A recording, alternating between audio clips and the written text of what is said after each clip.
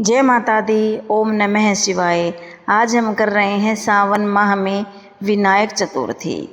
गणेश चतुर्थी व्रत भगवान गणेश को समर्पित है। इस दिन गणेश जी की विशेष पूजा की जाती है।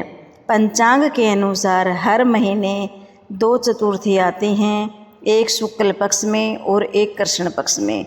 हर महीने पड़ने वाले कृष्ण पक्ष की चतुर्थी को संकटित चतुर्थी कहा जाता है, जबकि शुक्ल पक्ष की चतुर्थी को विनायक चतुर्थी कहा जाता है।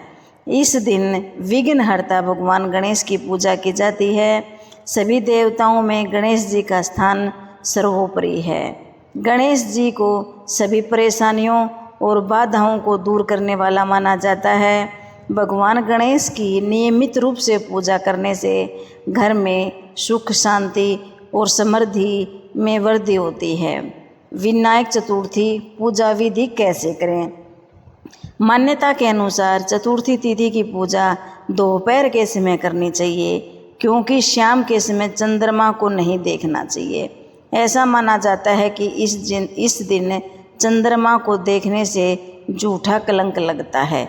मान्यता के अनुसार द्वापर युग में भगवान कृष्ण ने विनायक चतुर्थी की रात को चंद्रमा देखा था, जिसके बाद उन्हें संयामक तक मणि चोरी करने के लिए झूठा कलंक लगाया था। इस दिन प्रातःकाल स्नान कर व्रत का संकल्प लें और पूजा स्थल को गंगा जल से पवित्र कर पूजा करें।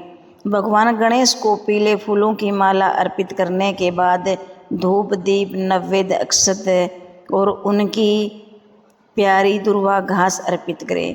इसके बाद मिठाई या मोदक का भोग लगाएं।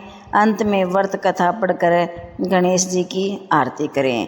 मान्यता के अनुसार भगवान गणेश को सिंदूर बहुत प्रिय होता है, इसलिए विनायक चतुर्थी के दिन पूजा के समय गणेश जी को लाल रंग के सिंदूर का तिलक जरूर लगाएं। विनायक चतुर्थी व्रत कथा।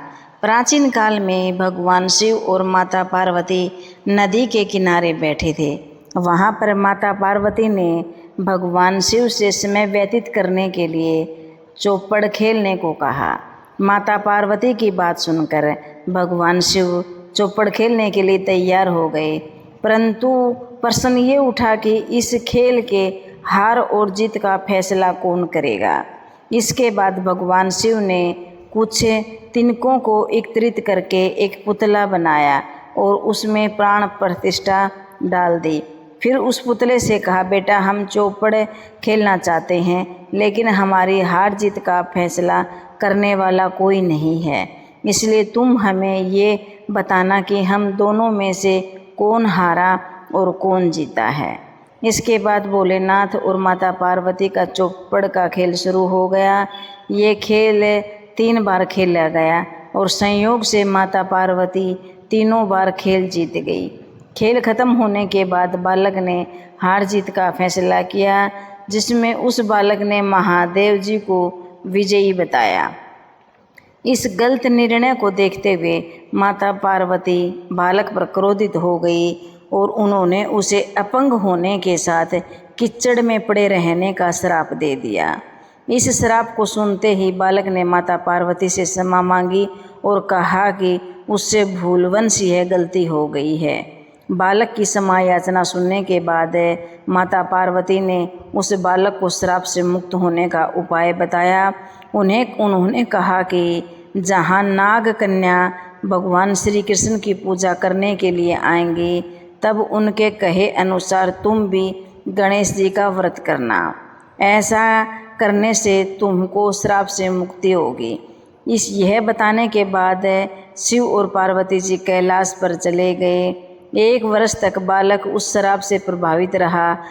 वहाँ जब आखिरकार नाग कन्या आई तो बालक ने उसे गणेश चतुर्थी व्रत की विधि के बारे में पूछा। पूर्ण विधि के बारे में जानकर बालक ने भक्ति में लीन होकर 21 दिनों तक भगवान गणेश की आराधना की और व्रत किया।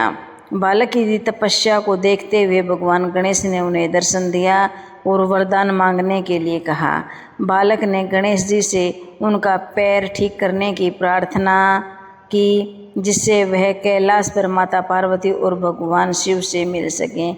गणेश जी ने उनकी मनोकामना पूर्ण करते हुए उसे स्वस्थ कर दिया।